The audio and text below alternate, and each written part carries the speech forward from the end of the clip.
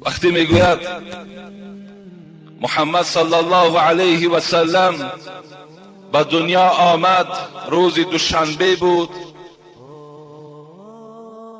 در خانه برادری ابولهب عبدالله پدر پیغمبر، سویبه که کنیز ابولهب بود، در حال آمد و هدیه و خبر داد: ای ابولهب، امروز در خانه برادری تو فرزند تولد شد. ابولهب از کی بودن محمد و چی شدن محمد درک نداشت. خرسند شد که در خاندان برادر من فرزند تولد شد. در حال این سویبه را از کنیز بودن خود خالی گردان، به خاطر که تو یک خوش خبر برای من آوردی. صاحب معراج نبوت میگوید همین ابولهب در خواب دیدن، گفتن حال چگونه هست؟ گفت حالی که من دارم هیچ دوزخی مثل من حال ندارد. لیکن همان شب دوشنبه گفت عذاب من کمتر می شود، به خاطر که من از تولد پیغمبر فکر بودم. وقتی که این دشمن خدا، این دشمن پیغمبری خدا، عذاب او که کم شود، پس حال ما و شما آدمای موحد و دوستدارهای پیغمبر چقدر بلند باشد، خودتان قضاوت کنید. لا یؤمن احدکم حتی اکون احب الیه من ولده و والده و الناس اجمعین، رواه مسلم. پیغمبر خدا میگوید ایمان شما ای امتان من کامل نیست، ایمان شما مستحکم نیست تا زمانی که اگر مرا از فرزندهاتان، مرا از پدر و مادرتان، مرا از تمام یار و رفیقتان، مرا از تمام آن مالی که دارین دوست ندارین، ایمان شما کامل نیست. زیرا در اصل ما از پیغمبر خدا قرضدار هستیم. زیرا زمان پیغمبر خدا آمد، ما و شما را از اخلاق وحشیانه، ما و شما را از راه گمراهی نجات داد و به این روشنی و به این آبادی و به این بندگی الله ما و شما را آورده رسانید. خدا رحمت کند. حضرت مولوی جنونی میگوید شکست احمد در اینجا صد بت و سنگ. زمان آمد این بت پرستی ها بود، مردم در بیخ بت ها می افتیدن، خدا گفت و عبادت میکردن. شکست احمد در اینجا صد بت و سنگ، گرفت میدان ز خونی منکران رنگ. که تا اومد موحد شد خداگو، ز بتخانه به مسجد کرده اند رو. ما و شما بتخانه ها را ترک کردیم.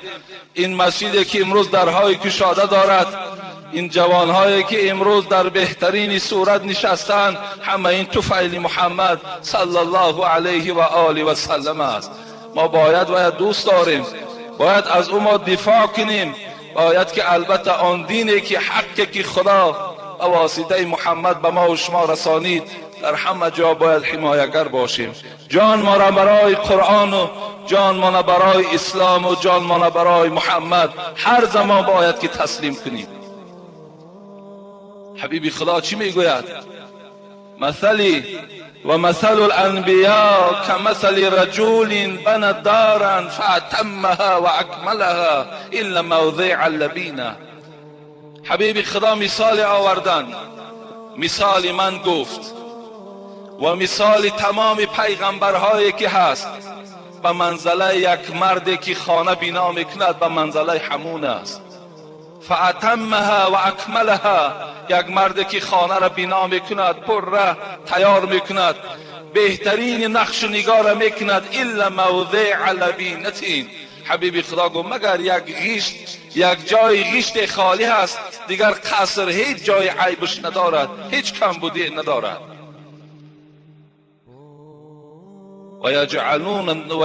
ويجعل الناس يدخلونها ويتعجبون منها لولا موضع اللبینه. پیغمبر خدا گفت بعد مردم میآید این خانه تیار را می‌درآیند، اطراف او را نظارت میکنند، افسوس میخورند لب میگزند از حساب این قدر قصر میگن زیبا هست، مگر همین جای غیشتی که خالی هست اگر همین پر میشد دیگر در این قصر هیچ گپی نبود، هیچ کم بودی نداشت. پیغمبر چی گفتند؟ فانا موضع الذین جئت فختمت الانبیاء، انا همون موضع خالگی غیشت من هستم، آمدم تا که مکمل گردانم همه پیغمبرها را، تا که زینت دهم همه پیغمبرها را. انا همون موضع خالگی من هستم. انا سید ولد آدم یوم القیامه اول من ینشق عنه القبر. حبیبی خدا میگه من سردار فرزندهای آدم هستم در روز قیامت. لا فخر، من به این افتخار نمی کنم، این نعمتی هست که خدا فقط بر من داده است. و اولین قبری که در روز قیامت کشاده می شود قبر کیست؟ حبیبی خدا گفتن قبر من است. اولین قبری که در روز قیامت کشاده می شود بود تا زنده آن حبیبی ودود، بود تا زنده آن حبیبی ودود، در غم عاصیان امت بود. تا زمان حضرت میگوید زنده بود، حیات داشت، تا 63 سال حیات خودش که 23 سال این در دعوت و پیغمبری گذشت، تا زنده آن حبیبی ودود در غم عاصیان امت بود. وقتی رفتن حبیب آزاده امتی امتی امتی گفته گفته جان داده. حضرت زمانی که از دنیا گذشتن دیگر این سختی جانم حس نکردن و سختی جانم تکیم نکردن، فقط چی گفتن؟ امتی امتی امتی گفته گفته جان دادن. روزی رستاخیز شود آغاز، آن روز قیامتی که در پیش است. آن روز وقتی میگوید آغاز می شود، روزی رستاخیز شود آغاز. امتی امتی گفته گفته خیزد باز. زمان قبرم که کشاده شود از جاش نه پدر نه مادر نه اولاد نه فرزند. امتی امتی حال امتی من چی باشد؟ حال امت چی باشد؟ حضرت در دوام چی گفتند؟ وقتی رفتن سختی جان دید، گفت ای پروردگار عرشی مجید، سختی جان این چونین باشد، امتانم مطیق این باشد. وقتی حضرت میگوید سختی جان دیدن، چگونه که خود دعا میکردن اللهم اعینی علی سکرات الموت و غمرات الموت. زمانهایی که بیمار بود حبیبی خدا دعا میکرد پروردگارا برای کندن جان من، برای این سختی هایی که در جان کندن است، برای حبیبت آسان بگردان. وقتی میگوید همین حالت شد، وقتی که این حالت وزنی که بالاش آمد، پروردگار چی گفت؟ پروردگار عرشی مجید، سختی جان این چونین باشد، امتانم مطیق این باشد. من که این سختی جان با این قدر قدر و قیمتی خود که کشیدم، تمام امتی من این سختی جان میکشد. از این خاطر از درگاه تو چی طلب دارم؟ سختی جان امتان من بدهی جمله را به جان من. پروردگارا من از تو فقط طمع دارم، فقط زاره و تولا دارم که هر سختی که در جان من است همیشه پروردگارا از امتی من کنده و در جان من بگذار. این بود غمخواری پیغمبری خدا نسبت هر یک امت. امتی که امروز پروای سنت حبیبش ندارد، امتی که امروز تکیه بر سنتش ندارد، و حضرت باشد تمام عمر به گریه و تمام عمر به زاره به سوی پروردگار که امتی مرا خار نگردان، امتی مرا ذلیل نگردان، امتی مرا در روز قیامت شرمنده نگردان. ای پروردگار چی گفت؟ اذن لا ارضا و واحدا من امتی فی النار. پروردگار گفت با عظمتیت قسم از تو راضی نمیشم تا زمانی که یک امتم در آتش دوزخ باشد. من از تو راضی نمیشم، از تو راضی نمیشم. نماند به زندان دوزخ اسیر، کسی را که باشد چنین دستگیر. حضرت سعدی بیهوده هم نگفته نماند به زندان دوزخ اسیر، کسی را که باشد چنین دستگیر. نماند به عصیان کسی در گرو، که دارد چنین سیدی پیش رو. الحمدلله پروردگارا به سوی تعذارها شکر میکنیم که ما را چنین پیشوا دادی، چنین معلمی با غیرت دادی. خدایا غیرتی او را، جسارتی او را در دل همه ما امتان جایگیر بگردان. آمین یا رب العالمین. انشاءالله ما خدا خواسته باشد در باب این محبت پیغمبری خدا، در باب عاشق بودن بر محمد صلی الله علیه و سلم انشاءالله یک روز اعلان میکنیم، صحبت ها میکنیم. من برای شما فقط یک عشق مالک ابن انس گویم که صاحب مذهب بودن. حضرت مالک ابن انس میگه در مدینه منوره حیات به سر میبردن، صاحب مذهب است، مثل مذهب ما و شما ابو حنیفه رحمت الله علیه. میگه هیچگاه از مدینه بیرون سفر نمیکرد. گفتن چرا از بیرون از مدینه نمیبرایی؟ میگفت میترسم که اگر بیرون مدینه روم شاید که خداوند جان مرا بیرون از مدینه گیرد، من از پهلوی پیغمبری خدا محروم شوم، از شهر پیغمبری خدا محروم شوم. برای همین تا مردن برای من سفر کردن حرام است. گفتند این عشق بینید، این عاشقی را بینید. حضرت در کوچه های مدینه میگرد قدمهاش میگذاشت و در هر یک قدمش چی به خیالش میآمد که شاید که همینجا قدم پیغمبر باشد و پاش میگد بالای همون قدم میگذاشت. میگوید قسم به خدا، میگوید امام مالک ابن انس، هر شب پیغمبری خدا را در خواب میدیدم. هر شب. چگونه عاشق ها بودن.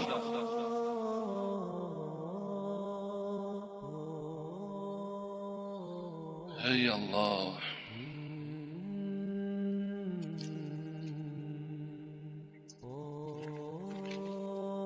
سوال ها را انشاءالله من جواب میگویم و بعدا خدا خواسته باشد جمعه آینده در باب خیر و احسان و فضیلتش.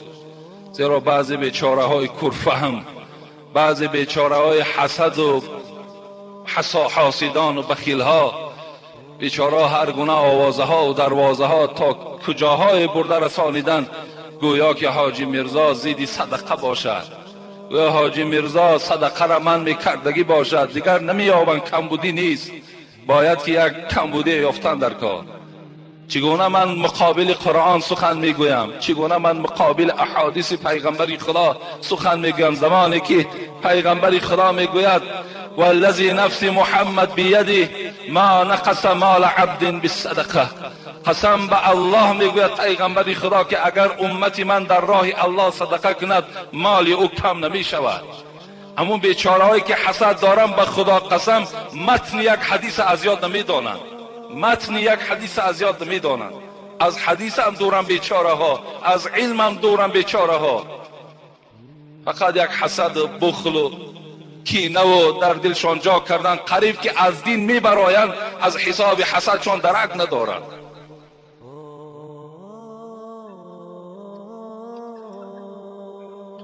بسم الله الرحمن الرحیم. این برادر الحال ما را سوال کردن، من سوال های تعجیلی بوده است.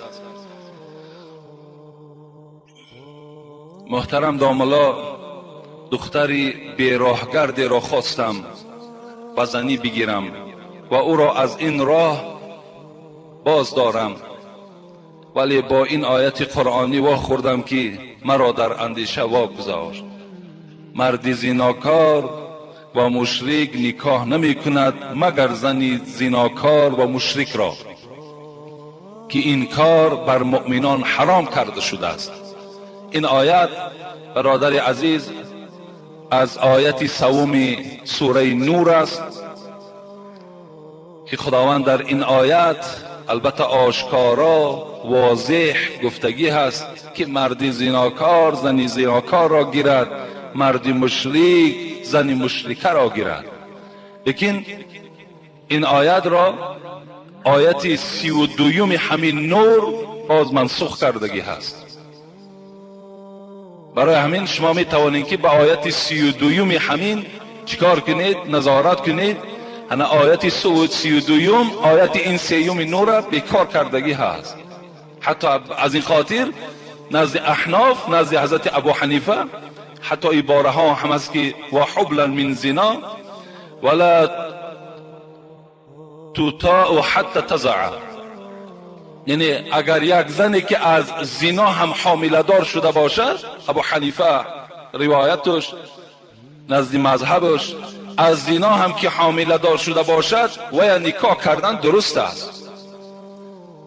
فقط چیکار نمیکنند؟ فقط با او خانه‌داری نمیکنند تا زمانی که این ولد زنا را تولد نکند. از این خاطر یعنی جایز است که اگر یگان زن زناکار هم که شما اگر یک زن بیراه را اگر شما به زنی گیرین تربیه کنین ان شاء الله این شما ثواب میگیرین. یا اگر جوانی که بینیکا با یک دختر گشتن، خب دختر را حامله دار کردن، انا این جوان میتواند که همین زنی که با او گشتن بینیکا حامله دارش کرده است و هم نکاح کند گیرد جایز می شود. لیکن برای اینی که نسبش معلوم است الکه، یعنی همون حامل از همین بچه است، معلوم است این میتواند که تا زاییدن همون کودک با این زن چیکار کند؟ خانه‌داری کردن گیرد. لیکن این فرزند ولد زنا حکم کرده میشه، زیرا که در بین اینها نکاح وجود نداشت.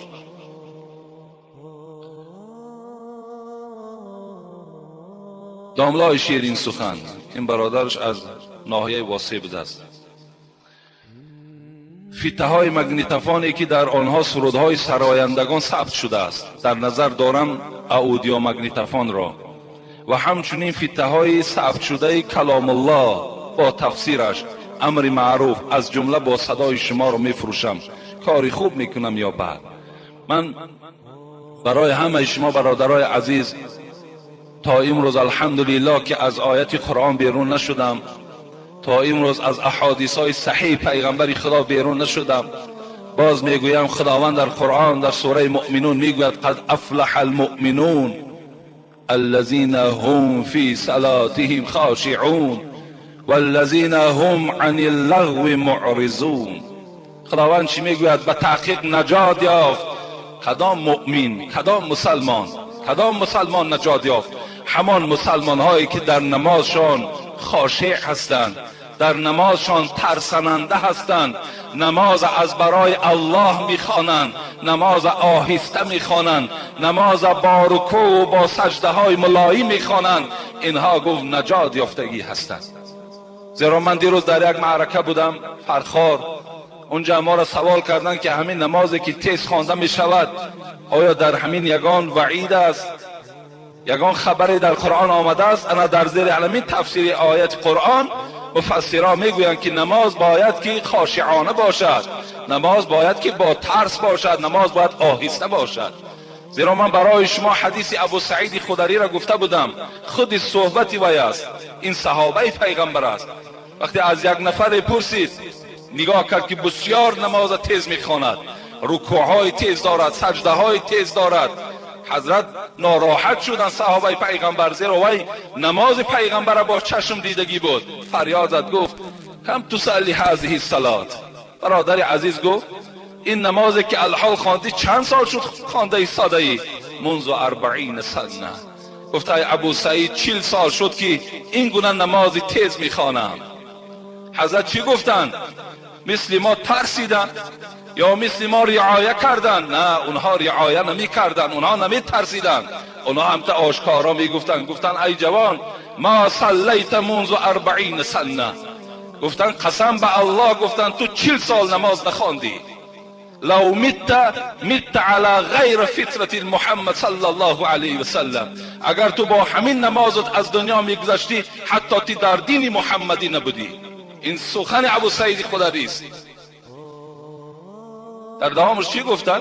خداوند باز کدام مومن ها نجات می‌یابد؟ والذین هم عن اللغو معرضون. آن مؤمن هایی که از شنیدن سخنهای لغو، سخنهای بیهوده پناه طلب کردن، اینها در نزد خدا نجات می‌یابند. اگر همون سراینده ای که سخنهای بی معنی دارد، شعرهای دارد که از تربیه بیرون است، اخلاقی جوانها را ویران میکند، این گونه سرودها را گوش کردن ما و شما سبب نجات ما و شما نیست. زیرا که این السمع والبصر والفؤاد کل اولئک کان عنه مسئول. خداوند در قرآن میگوید یقین دانید چشمهاتان، گوشهاتان، دستهاتان، پایهای شما در روز قیامت از حیات شما نزد من اخبار میدهند. در کدام راه سر شدن اخبار میدهند. شما خودتون خلاصه شو برارید. دیروز ما در یک معرکه بودیم، بسیار یک صحبت عجیب شد و حتی یک برادر خیلی قیمتی ما عجایب یک سخنی گفتن در همون سرودهای بی‌معنیی که بعضی سراینده ها می سرایند تماشا کنین، گفتن همون معرکه در فقط زنک میماند و تودک، دیگر هیچ کس نمیماند. موی سفیدای عاقل هیچ کس نمیبینی، آدمای اهل خیرت در اون معرکه نمیبینی. شما میرا مشاهده کردی خودتان.